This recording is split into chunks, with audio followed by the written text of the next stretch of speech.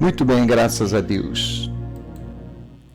E a palavra do Senhor se encontra no livro de Malaquias, capítulo 3, versículo 13 e 14, que diz assim: As vossas palavras foram agressivas para mim, diz o Senhor, mas vós dizeis, que temos falado contra ti? Vós tendes dito, inútil é servir a Deus, que vos aproveita termos cuidado em guardar os seus preceitos e em andar de luto diante do Senhor dos Exércitos. Meus amados, essa passagem do livro do profeta Malaquias, ela mostra um tempo em que o povo estava impaciente, porque o povo é estranho, não é? Vamos aqui meditar nessa situação. Deus, ele estava calado. Durante um tempo depois de Zacarias, Deus deixou de levantar profetas. E o povo começou a reclamar. Quando os profetas estavam no seu ministério, o povo não acreditava. O povo se rebelava, vivia na idolatria. Mas aí quando Deus cessa de falar e de mandar profetas, o povo começa a reclamar. E começa a dizer que é inútil servir a Deus. Que não vale a pena servir a Deus. Exatamente isso que o profeta Malaquias, que é o último profeta que veio antes do Senhor Jesus Cristo, Deus se calou durante cerca de 400 anos, não enviando mais profeta. É exatamente isso no tempo de Malaquias que está acontecendo. Eles estão reclamando, eles estão dizendo é inútil. E Deus está dizendo, olha, eu fiquei muito triste com isso que vocês falam. As vossas palavras foram agressivas para mim. Eu quero que você entenda, a luta vem e nós temos que tomar cuidado e não cair também nessa tentação, dizer, poxa vida, eu estou orando, eu estou buscando, parece que Deus não está me ouvindo. Ficar desanimado, ficar triste, achar que Deus não liga para você, não pense assim nunca, porque isso entristece o coração do nosso Deus, do nosso Pai. Pelo contrário, Deus tem um plano, Deus tem um projeto, Deus tem um propósito, mas nós temos que nos incluir nesse plano. Nós temos que participar desse plano se nós queremos ser abençoados. Nós queremos ter uma vida vitoriosa. Depende da nossa fé, do nosso engajamento. Não dizer é inútil, eu tenho feito campanha, eu tenho feito corrente, eu tenho buscado. Olha só, ele diz, nada aproveita.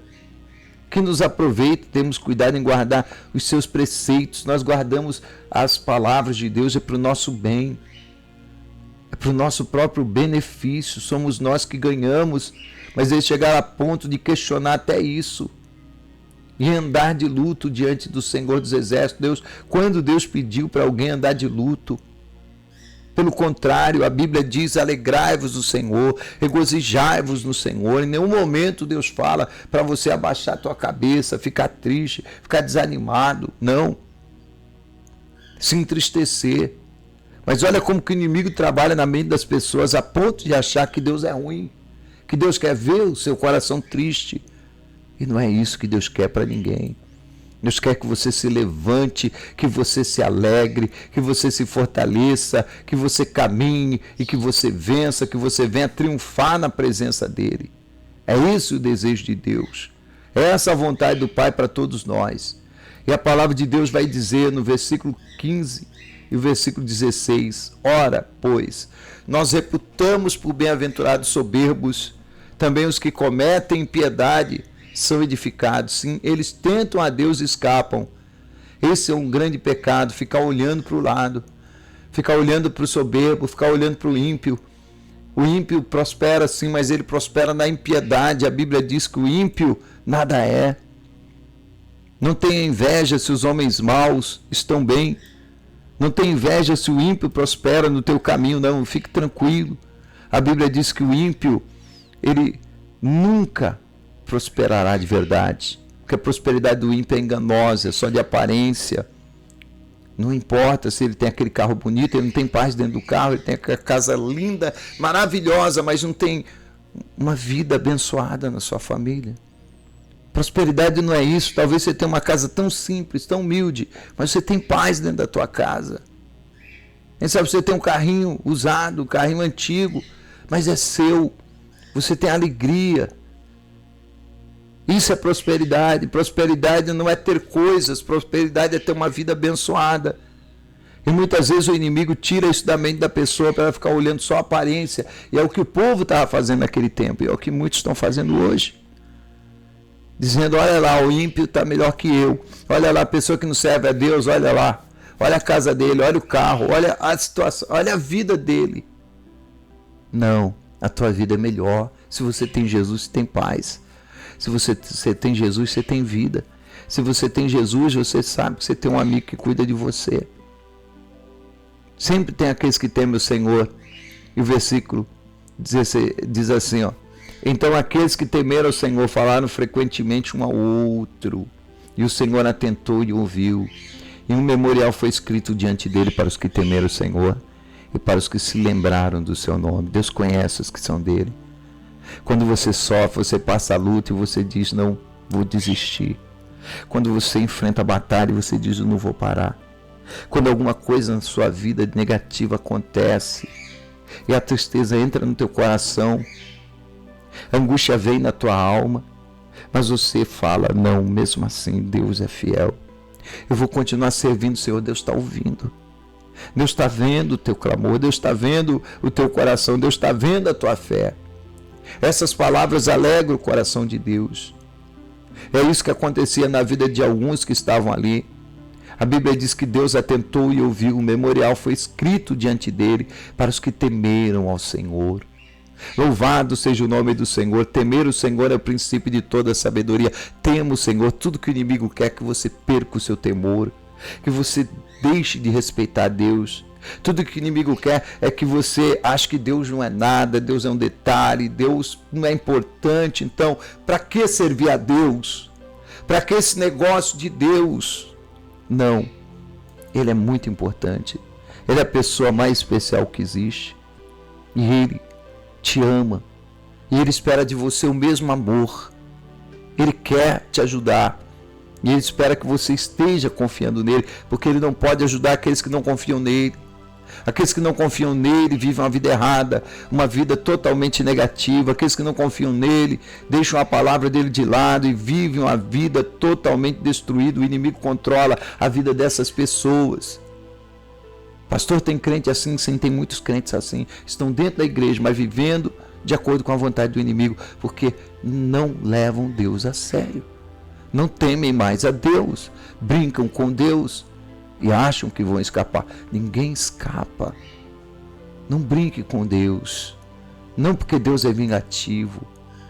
Não é porque Deus é mau. Não é porque Deus quer castigar alguém, não. É porque quando nós deixamos de fazer a vontade de Deus, automaticamente nós vamos fazer aquilo que é errado. Quando nós deixamos de fazer a vontade de Deus, nós vamos receber, infelizmente, a direção errada. O inimigo vai direcionar a pessoa para o abismo. Foi o que aconteceu com Saul. Ele deixou de obedecer a Deus, daqui a pouco ele estava consultando demônio. E quantas pessoas não fazem isso porque deixaram Deus de lado? O nosso sustento é o Senhor, a nossa força é o Senhor, a nossa vitória é o Senhor. A nossa sabedoria é o Senhor. Sem Ele nós nada somos. Sem Ele nós nada podemos. Então Deus, Ele fica feliz com aqueles que se lembram dEle, aqueles que continuam confiando nele, aqueles que dizem palavras de fé. Ele fica feliz com aqueles que se colocam na presença dEle. E a palavra de Deus vai dizer no versículo 17, 18: Eles serão meus, diz o Senhor dos Exércitos. Naquele dia serão para mim joias. Poupá-los-ei como homem poupa o seu filho que o serve. Então voltareis e vereis a diferença entre o justo e o ímpio, entre o que serve a Deus e o que não serve. Haverá uma diferença. Haverá uma diferença. Haverá uma diferença. Haverá um dia em que você vai dizer, valeu a pena servir o Senhor. Haverá um dia em que você vai dizer, valeu a pena estar na presença do Senhor. Por isso não desanima, não desanima, não desanima. Já há uma diferença agora. Ah, que diferença, pastor? As pessoas aí fora têm lutas e se entregam à bebida, às drogas, à vida desregrada, à vida destruída. Mas você não, você tem luta. Mas você dobra o teu joelho e busca força em Deus. Você tem luta, mas você busca a presença de Deus. Ele te dá paz, Ele te conforta, Ele te ajuda. Você vence essa batalha. O diabo não toca em você. Já há uma diferença agora, mas chegará o dia em que essa diferença será perfeita e nós estaremos para sempre na plenitude do Senhor. Então, em nome de Jesus, receba essa palavra no teu coração. Levanta a tua cabeça, sacode, manda embora tudo aquilo que é negativo e diga: vale a pena servir o Senhor, vale a pena andar na sua presença, porque servir o Senhor tem grande recompensa. Coloca isso no teu coração e fortaleça a tua fé em nome de Jesus.